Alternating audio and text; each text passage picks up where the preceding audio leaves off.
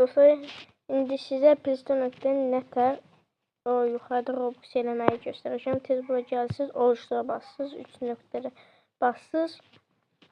Sonra yuxarıda indidən tez yuxarıda gördüyünüz 3 nöqtəyə basırsınız, sonra Creation'a basırsınız.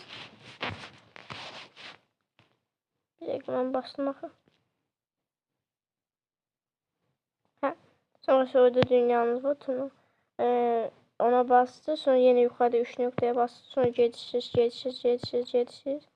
Çok getdim. Hadi. Pases var. Pasese bastı.